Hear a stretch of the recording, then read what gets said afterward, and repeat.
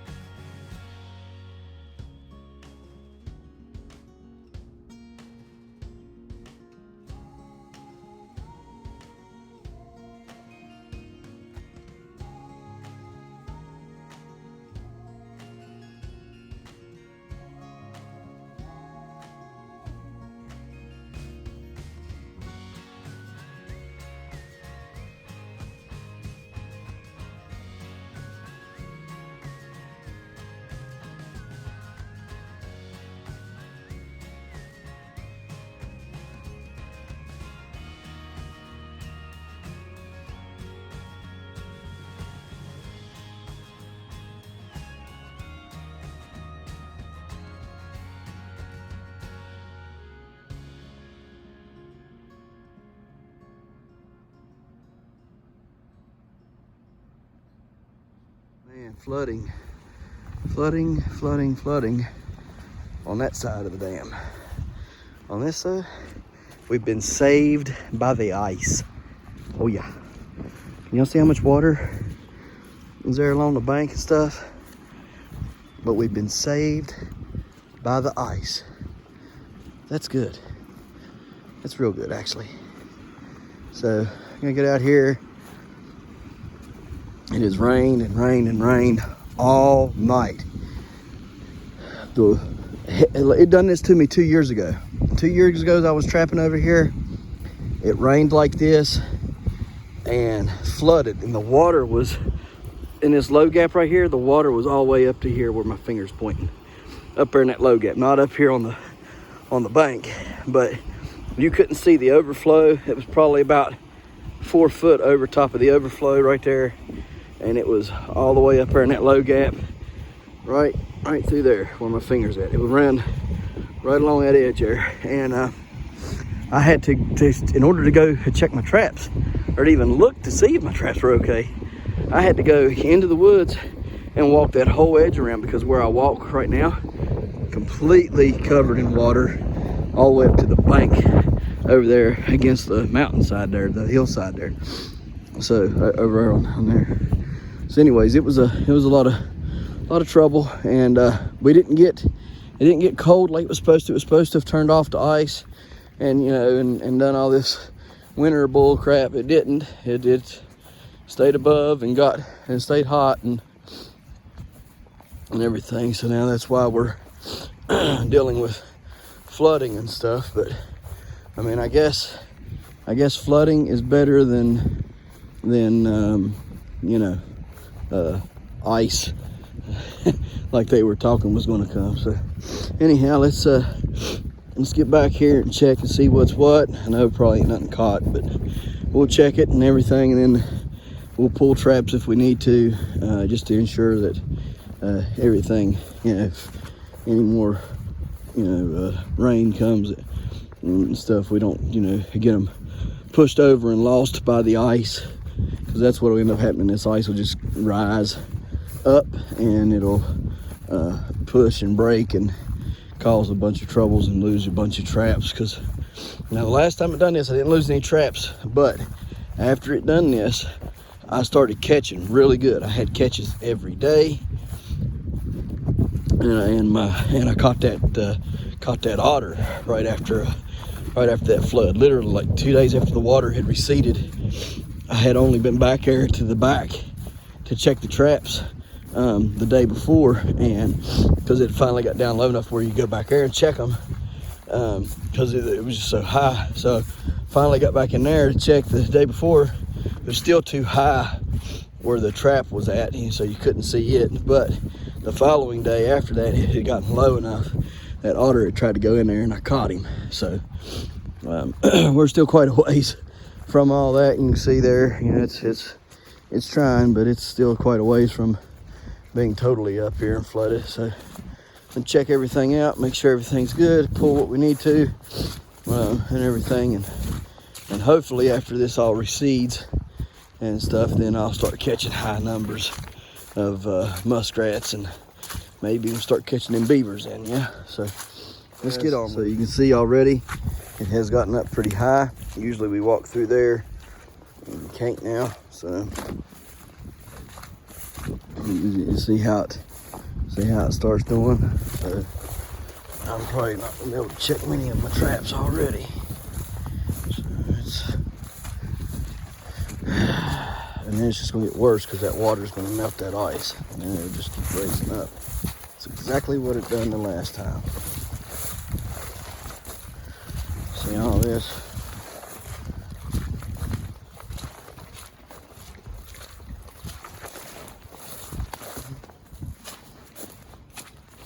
See that run right there? Look at that run. We'd have never seen that run before.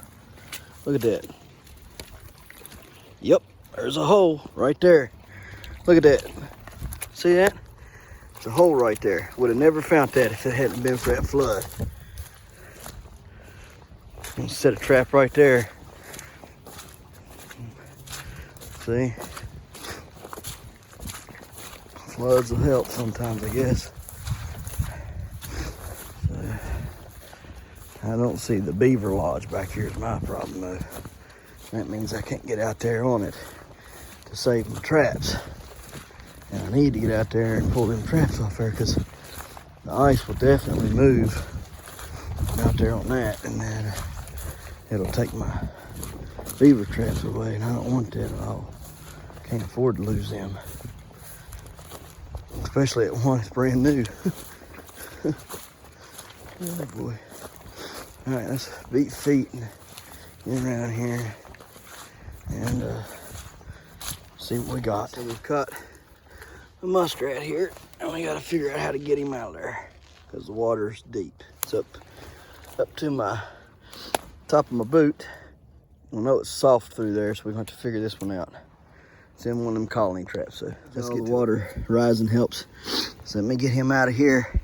He quit. He tried biting down on the thing there, getting out. We're gonna get him out of here, get it set back in there so we can catch some more of these rascals. Makes number 3 for the year. Usually, I think last time I didn't have any by this time. It was all during February when I caught all of them the last time. So let's get it done. There he is. He looks good. Nice hide on him. Very nice, very nice. Very light colored on this one. He's a very, very pretty light color. So ought to do good for making something out of it. Don't you do it.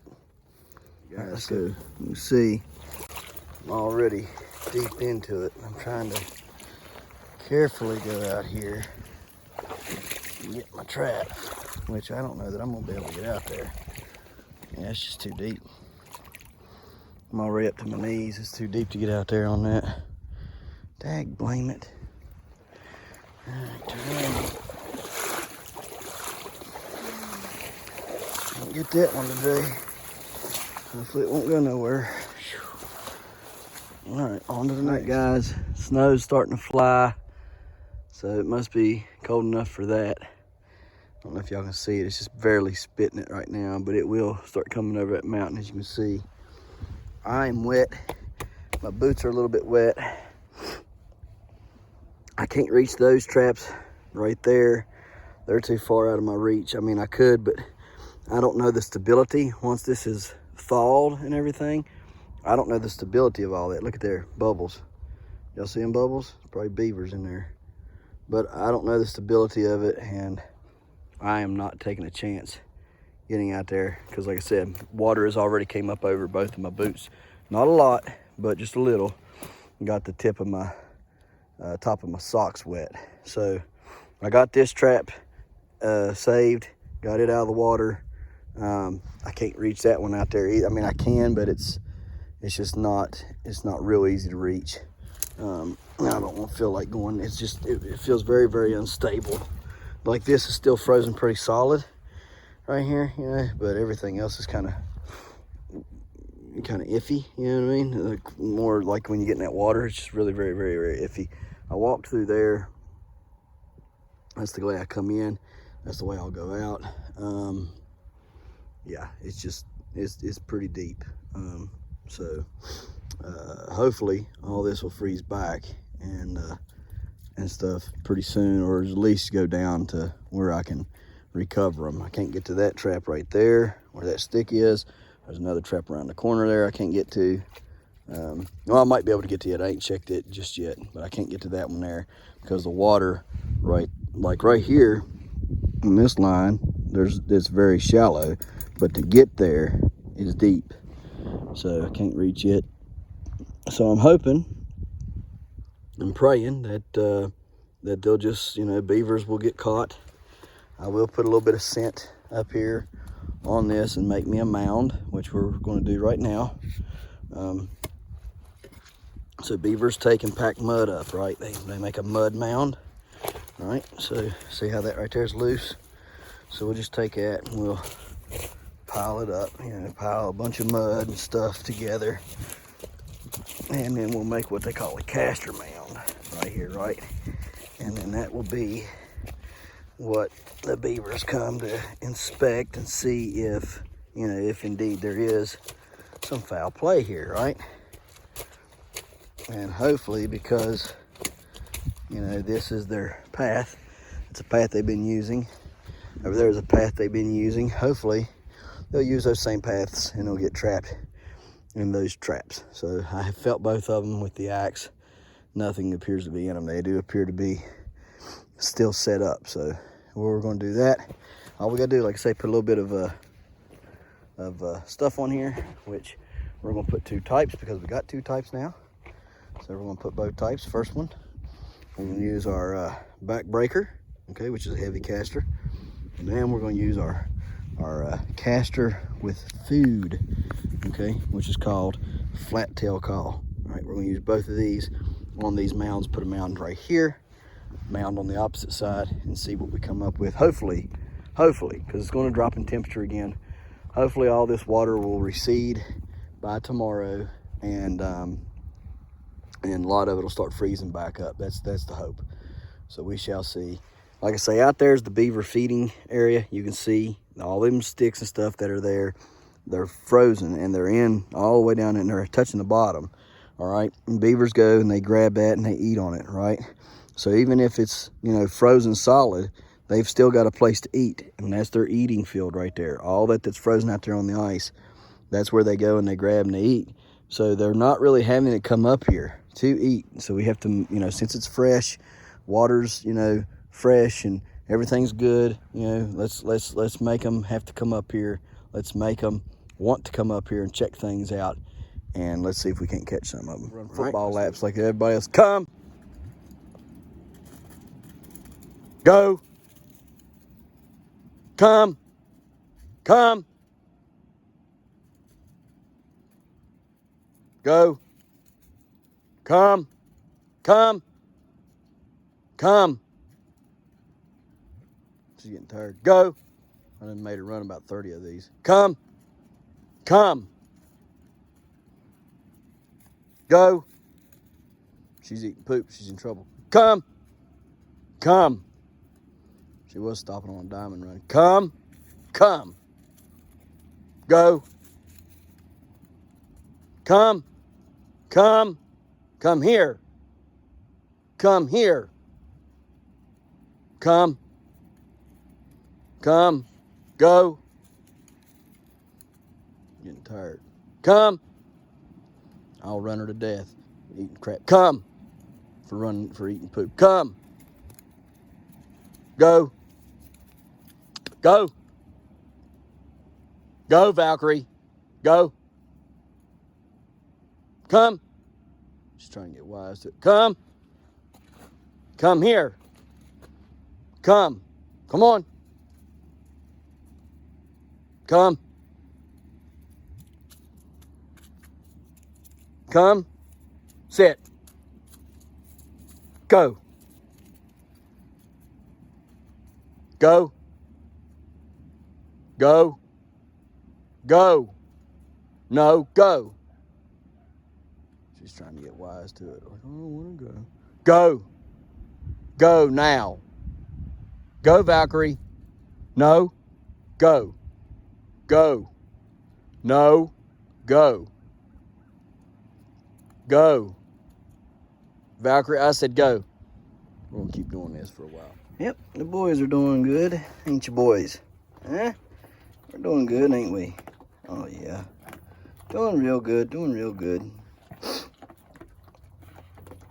Looking good. Doing good.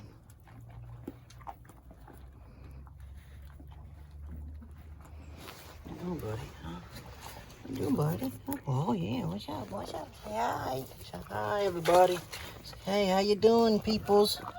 I hate that it's so wet in here for y'all. I hate that.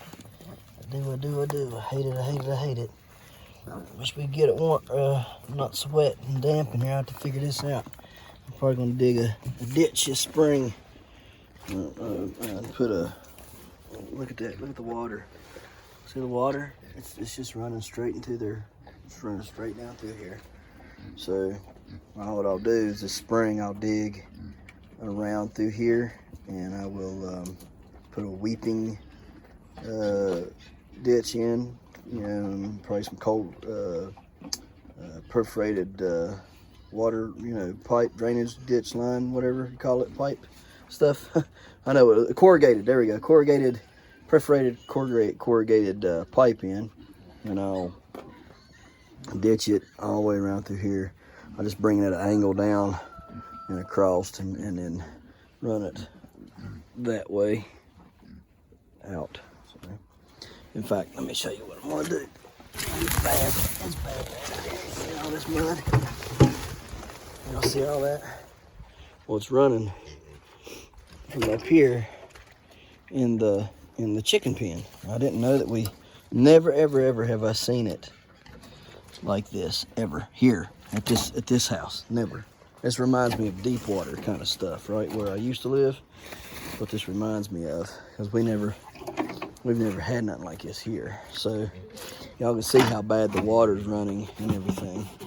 And I'm starting to push these poles. Look at that pole. That pole's done got loose now. Everything. I have to fix that as well before we get that other one up here, because she'll knock that down and just go wherever she wants to in the yard. So it's going to be fixed. But I'll show you what's going on here. Look at this water. Y'all see the water running?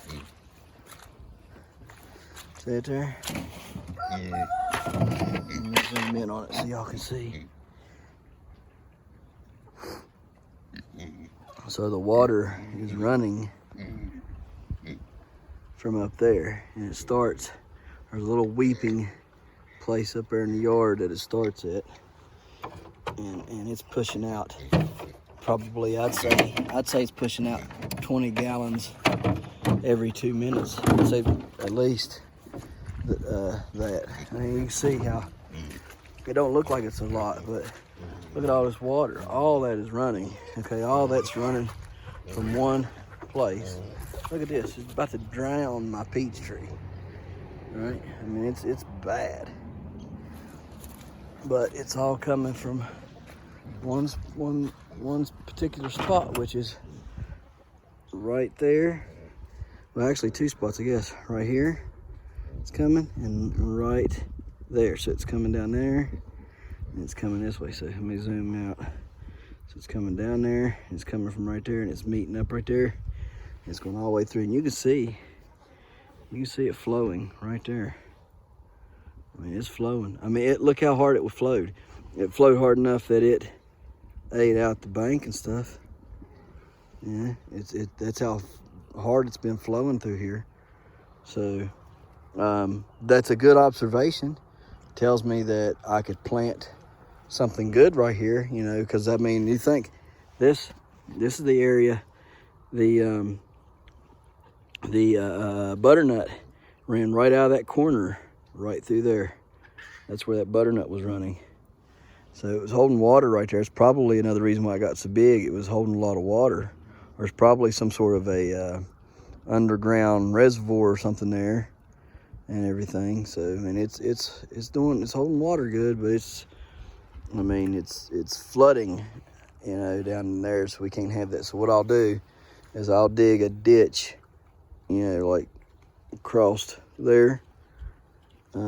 Maybe even probably dig a ditch like from here to there and wire it down, and then from there to there, and just bring it all together and shoot it out that end on that side of the goats there. Maybe minimalize how much water gets down in there to them and stuff. So I don't know. We'll see what I can come up with this spring, but it's definitely got to be done, because this can't happen. We can't have all this. This is no. So all right, well, let's get these two knuckleheads here fed.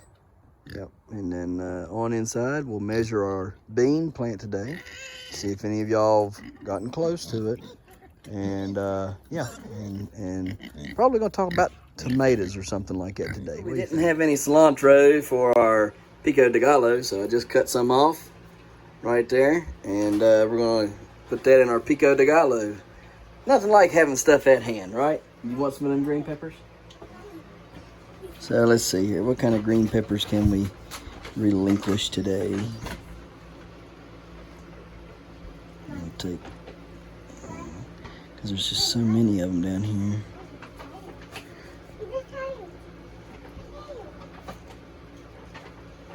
We'll pull that one off, because there was two growing there anyhow. See how there was another one growing there. So we'll take those, put in our pico along with our jalapenos. Just trying to thin them out a little bit. Get too many going and kind of bogs the plant down. There we go. We'll take these four and put them in our pico de gallo as well. All this here, this should grow real good now that I've cut it back once. And now we should get some really good growth out of it there. You can see it there. So it'll heal up and take off again. So, all right, guys, let's get on with it. What we're going to do is we're going to go over some tomatoes and what we're going to be growing this year, just of what we've got so far. We'll be adding to this list, but we're going to go over the beginning parts of this list of tomatoes tonight, and then we're going to be planting 2 tomato plants in this bucket. Let them compete and see which one does which, and then the winner. Oh my! So sorry. The winner will get to stay. The loser will have to go, and we'll figure that out here in just a couple weeks or so. We should know which one's doing better than the other, and be able to cut them off and go on about our way. So let's take a look at some seeds. All right, guys. Here's the tomatoes. Barry's Crazy Cherries.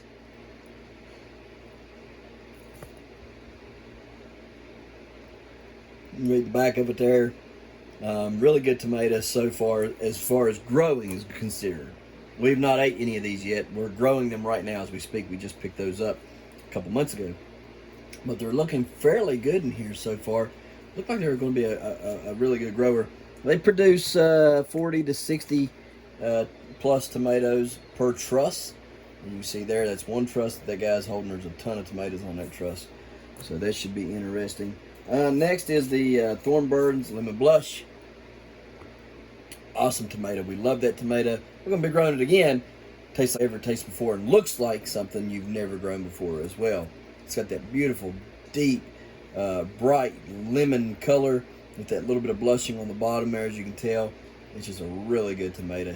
You'll like it. There's the back of it. Tells you all about the history of that tomato and how to grow it and whatnot. Next up is going to be the Blue Beauty. Guys, we only got 1 or 2 of these last year. Very upset. They got some kind of blight.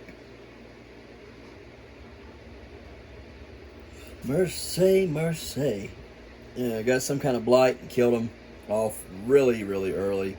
Didn't get as many as we would like to. But the ones that we did get were very good. So we're going to be trying these again this year. I hated that they got sick like they did. It was really upsetting to me. And so did our Black Beauties. Our Black Beauties got the same way. Guys, those have got the can't think of the word now. Just talked about it last night. It starts with an A. Oh goodness, let me look it up. Anthocyanins is what it is. It's got anthocyanins in them. Okay, anthocyanins. Man, I don't know why I always got to look that up. I always want to call it like anthromycin or something. It's anthocyanins. Dr. Wyche's, that was a very, very good tomato. Fortunately, it died as well, but it produced while it was producing. It did very good. It did come back. It did come back. It ended up beating out the disease and came back very, very good and very strong. We got those all the way up through fall. Black Beauty. These were good, but again, we only got like one or two. We're going to be trying them out again because we want more than just that one or two. I'm probably going to have to buy some more of these. I don't think I got very many. I don't know, there's several. There's a bunch in there. Good. Hopefully there's that many on the Blue Beauties as well. Again, anthocyanins in it with that bluish black color. Large barred boar. Got 2 packs of these. I accidentally got 2 of them last year on accident. We got none of these. I mean none. By the time we got ready to get them, these and the Berkeley tie-dyes were dead. Every time I went to pick a tomato, they were dead. They were just mushing your hand. So they were just bad times. And look here, there's the Berkeley tie-dye, pink. Okay, it don't look pink to me. It looks very similar to the large barred boar there. You got 2 packs of those large barred boars. See there? Very, very similar in the way that they're looking. So anyhow, didn't get either one of those last year.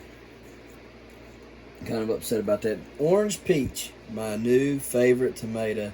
I'll grow this tomato every year, no matter what. It's got fuzz on it. It's about the size of a baseball or tennis ball. Beautiful texture, taste is there. It's just an awesome tomato. Eat a whole daggone bunch of them if you want. No heartburn at all. If that's something that bothers you with heartburn, is the acid of a tomato. You don't get it with this here. It's beautiful tomato, very good tasting, and puts on a ton of tomatoes. And it was one of the only varieties that didn't get disease and die like the rest of them. Abe Lincoln, I have to say they should name this tomato something else and not after Abraham Lincoln, because this tomato sucks. And I mean sucks bad. Now, if you can get it to grow, absolutely, it's great. Let me tell you something. This tomato did not produce jack squat for me last year. In fact, I planted a bunch of them, and I've only got about, I don't know, 15 seeds left in there or so. They didn't produce at all for me. Now, I'm going to try them again just to give it the benefit of the doubt, but I'm not going to plant nowhere near what I did last year. Here's another good one that we're going to have to buy more of, and it's called the Golden Accordion. Guys, if you can find the Golden Accordion, buy them. They are wonderful producers. They grow big, big tomatoes. They're a weird shaped tomato. They look like an accordion, but they produce, and I mean produce. And while everything else was getting sick, this one here was also beating back the disease and the pest resistance, or the disease and the pests, and was cooking all the way through the summer. I had no issues out of getting a bunch of tomatoes off of this Golden Accordion. So that and the peach one and that Thornburg's Lemon Blush were all three, very, very good about getting rid and hanging on to their plants and their fruits while beating back disease and stuff. This one I'm going to plant again. We got a few of these last year, not as many as I would have liked to, and I'm not sure that they got as big as what they should have. I don't know that I got any more in here. Let me see if I do or not. I don't think I do. I got 2 seeds in there left, and that is it. And 5 to 7 ounces each is all they get.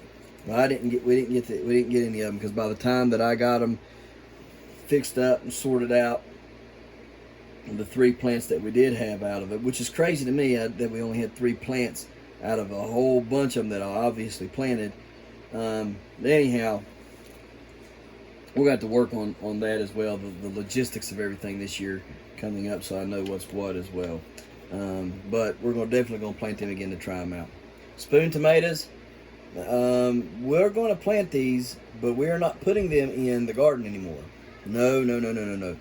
Do not put, if you grow spoon tomatoes, do not, and I repeat, do not stick the tomato, these tomatoes, do not stick them in your tomato patch or in your garden or anywhere else. Stick them somewhere where you don't care that they take over. Stick them somewhere where they can have all the space they desire. Put them over there in that place. All right, do not put them somewhere where you want, to keep it tidy and neat and this, that, and the other, because these things are invasive. And I mean, they are invasive. They are worse than those daggone Mexican sour gherkins. They're worse than the daggone, what's another thing? Kiwanis. These things here, I mean, they took over like 2.5 rows worth of tomatoes. Just them things there. So be very careful. We're going to plant, let me see if I've got any of them, we'll plant them again. If not, we might not plant them. I don't have any more. These Napa Valley Chardonnays, I'll probably buy them again. They were pretty good for a little tomato. They produced very heavily, so we'll probably get them and plant them again, because they did do very well. So we'll probably plant some tomatillos again this year. Only like 1 or 2. We're only going to have like 1 or 2 of these plants, not 6 or whatever I had last year. Good night living. These things, between these and those spoon tomatoes, they took up everything in the garden. I mean, all the rows of tomatoes were taken up by these and those spoon tomatoes. So be very careful about planting tomatillos in your stuff as well. I mean, and we didn't get any to eat out of them. They wouldn't ripen. They were supposed to turn purple and they just wouldn't do it. There's my peach ones that I saved out of the garden this year. Here's my spoon ones that I saved out of the garden this year. Let's see here. Big Rainbow. Now, they did very well. It tasted very good. I liked it. The taste is there. It's almost like it's almost like a hillbilly, only better. And I believe it's got a regular leaf on it as well. And not a potato leaf like the hillbilly. So these are good. We like them. We're going to grow them as well again this year, because we like those types of tomatoes. There, another large barred boar. We've already discussed that. Now, the watermelon tomato. 2020, I grew this watermelon tomato. It did pretty decent. It did not grow phenomenal, but it did decently. And I got some pretty decent sized ones off of it. Okay, it's supposed to be able to produce 5-pounders. I didn't get no 5-pounders off of it, but they did. It produced very big, very tall vines, very heavy vine, and very, very good heavy tomatoes. With production was high on these. You'd have 3 or 4 really nice tomatoes per truss, and I mean, I'm talking softball size. So we will probably plant a few of those this year. The Ananias Noor. Also, it's also known as like a black and pink center. We'll plant this one this year. We didn't plant it last year, and we didn't have any Ananias Noors, and it did very good in 2020. It produced well, so we'll plant those. The mortgage lifters, we'll plant these this year only because I've got the seed, and we planted them in 2020. They do good around here, do fairly good around here, so we'll plant them. Is it my favorite tomato? No, but it could be it's a good seller. We'll try these sweet cranberries again. Planted them out this year outside, and really I just forgot what they were, and so I wasn't sure if they were, because they were down there by those yellow pears, and I wasn't sure what they were, and just kind of whatever with them. But they did good, and so we're gonna plant a couple of those as well. But they're a cherry-like tomato. Yellow pear, guys, yellow pear, if you want something easy to grow, that's just going to grow and produce, and very little to no work, and I do mean produce, and it's crazy. So get you some yellow pears. They do wonderful. We like them around here. They taste great. I mean, just awesome tasting.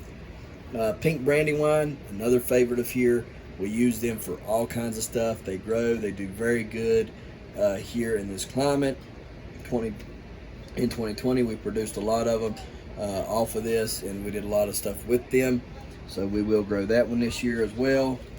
The Amore Tiger. Now, guys, I like this little tomato. It's a banded tomato. It gets about that big around, right? We use these for stewed tomatoes. So we grow a bunch of them, and we use them for stewing tomatoes, and they work wonderful for stewed tomatoes. You just peel the outside and can them up, and they do great. Now, They also taste good, just eating them raw or with salads, whatever you want to do. So definitely, if you're looking for a little bit of a bigger tomato, it's not huge. Like I say, it's about that big around, but you can eat 3 or 4 of them in your salad or whatever. They taste wonderful. The taste is phenomenal. Put your little salt on them things, and man, it's all night don't come. Now, here is a weird one. It's called the Siberian Pink Honey. It's a beautiful looking tomato, kind of ox heart shape. But here's the deal. So I grew these in 2020, and I grew some that were 4 and 5 pounds off of this, and they're only supposed to be the size of a baseball, right?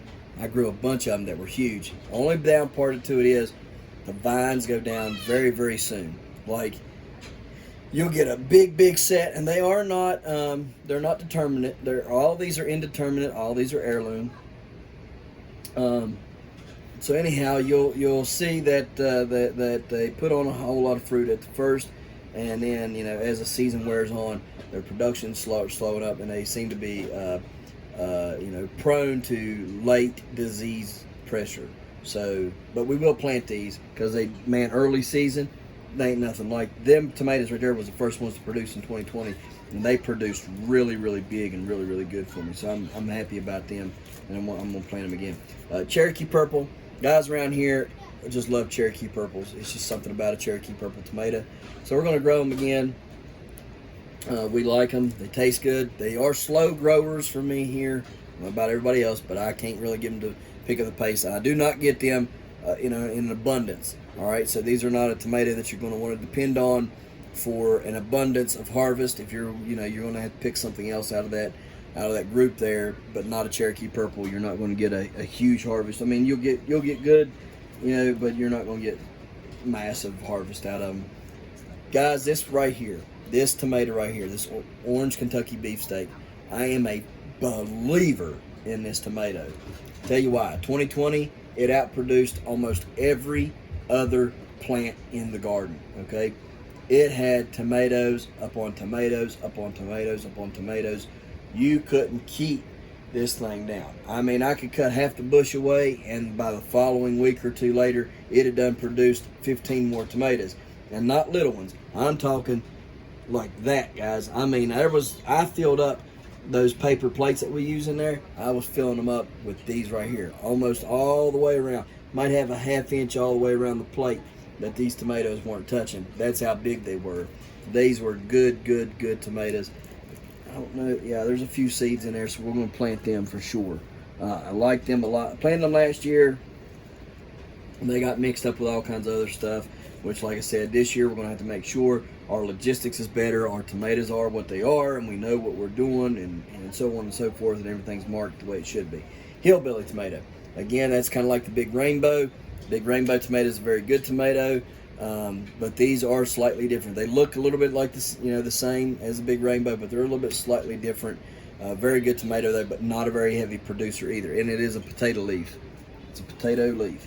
Now, here is one of my favorites of all time. It's called the Great White. I found this tomato in 2020, and guys, I have not been disappointed with it. Its production is low. It don't have a high production, but you get huge, and I mean huge, softball size white tomatoes. And guys, they are awesome. They are very low in acid. The taste is great. You can eat them with anything. You can put them in salads. You can put them in salsa. You can put them in, whatever. Or you can just eat them, on a sandwich or what. I mean, they were good tomatoes. So those are the tomatoes that we have for right now. We will be adding a few more tomatoes this year. Guys, we're going to try to make sure that we only have, of our good producers, we're going to have 3 to 4. Of our slow to producers, we're going to have, probably, 2 or 3 plants, somewhere around in there. We're not going to go real big on all these plants this year. I'm going to try to focus, our efforts in getting more variety and less plants, So, but I mean, not less plants as in all plants overall. I'm just saying like less plants of each one, more variety. So I want more varieties of tomatoes to try out. I'm trying to make sure between 2020, 2021, 2022, if I grow all these different types of tomatoes and stuff, pick out exactly what I like, what does best here, what I love to eat here, excuse me, and all that stuff, then we can, in 2023, we can plan out exactly what we want all the time. Now we can try out, like, from after 2023, we can start trying, you know, like 1 or 2 different ones here and or there. But, you know, we're trying to shoot for, you know, what does best here, what tastes really good, what do people want, okay? Because we're here to please people as far as production goes, right?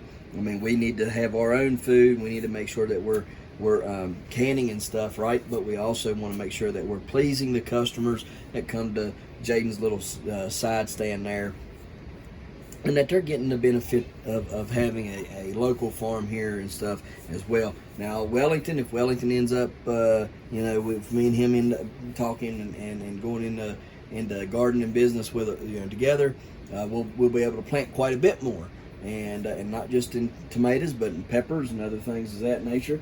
We're going to be putting out several different things this year, you know, Swiss chard and carrots and this and that and everything. So it's all coming up next month, and it'll start next month, and it'll just keep on going.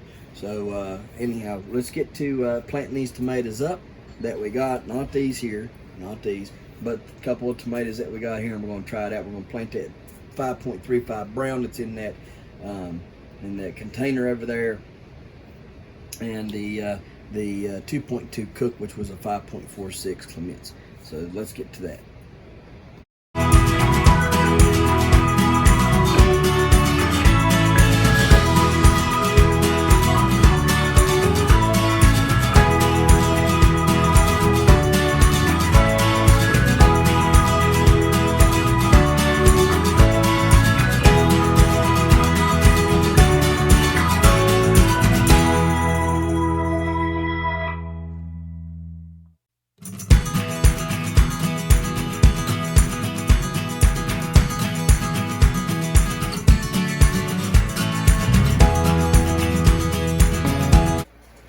Told y'all I would measure the bean. We would see how long it is grown.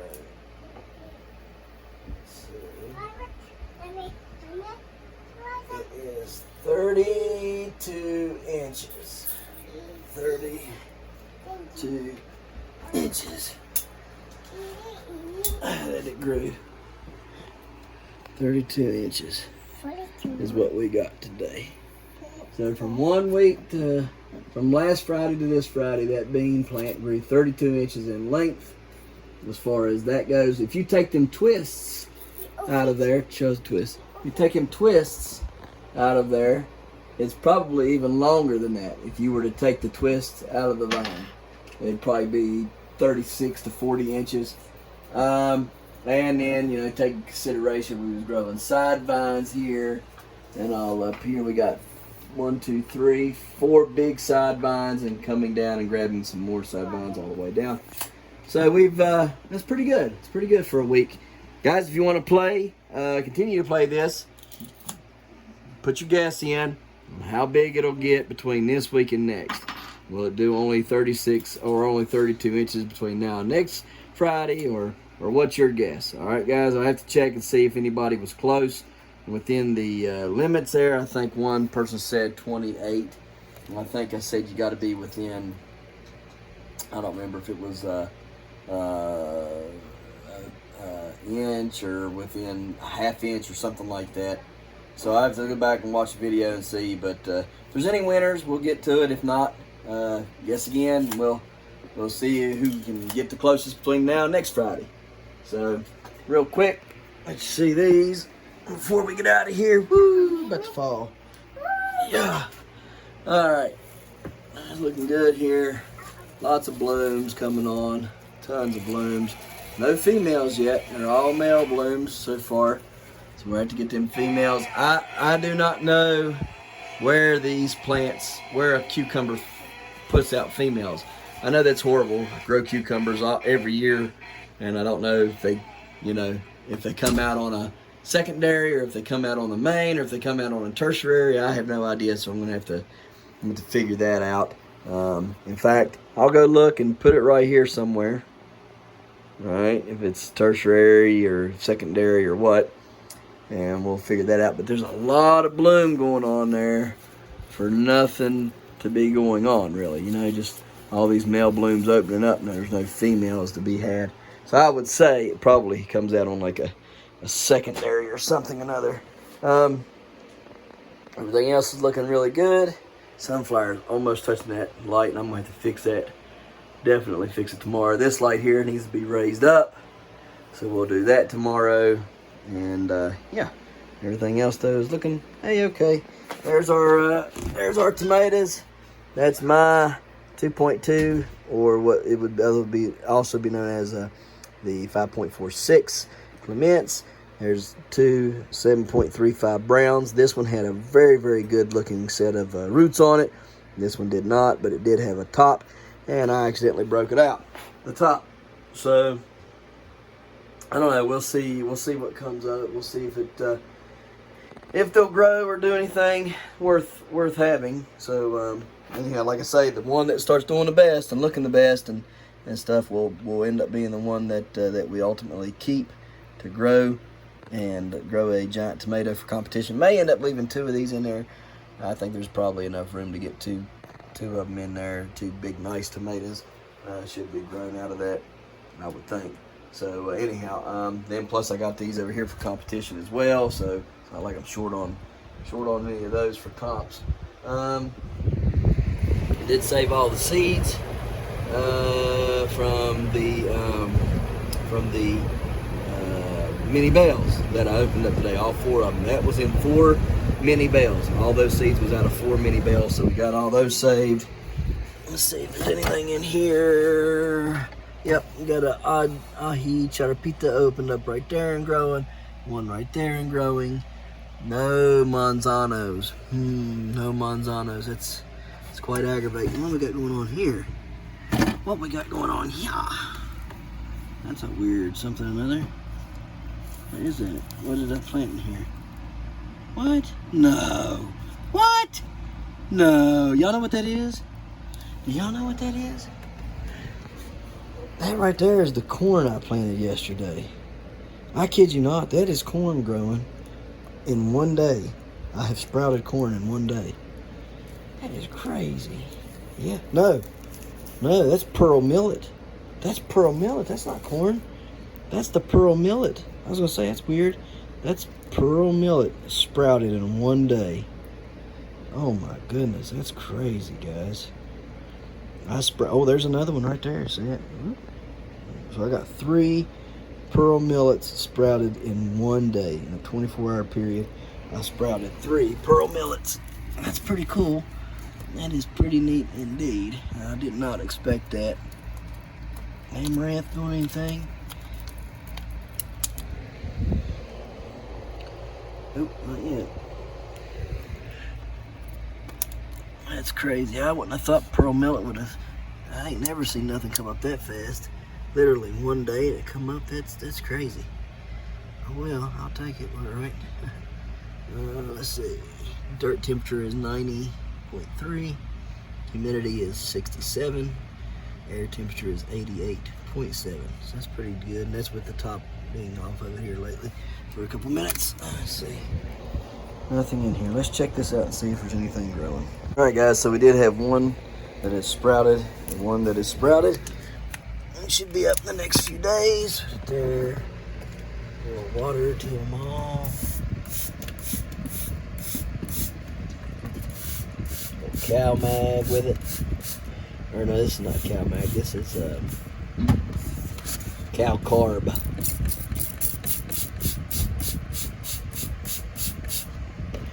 Cow carb.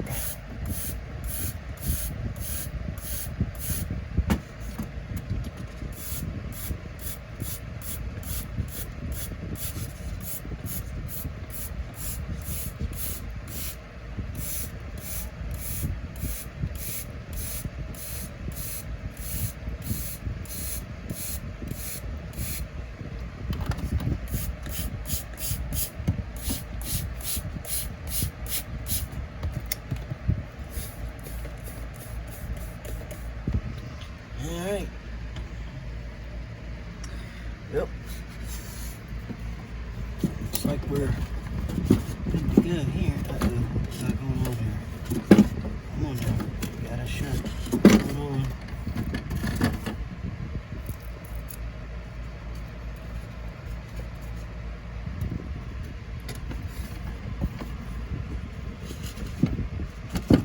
Alright, there we go. Everything else is looking wonderful. I'll take care of everything from here. So I have to get all these pepper plants situated and stuff in the next day or two. I'll come in here later and give everything a good drink of water. And probably about midnight or so tonight. It's about the time I get in here and water everything real good. Take a look at everything very deep. Make sure everything is growing the way it should. So here I'm just trying to make sure everything's got the proper amount of light. Some of this stuff we have to take out of here. That and that and that and that. Yeah, I'm probably gonna take them 3 leaves out pretty soon. That one there. That and that. Okay, yeah, we'll have to do that in a little bit. Alright. Well guys, we appreciate you watching. We'll see you tomorrow, right here in the Hollers and Hills of West Virginia. Don't forget to smash that like button. Hit that notification bell. Don't forget to share. Thank you, good sir. You're welcome. And subscribe.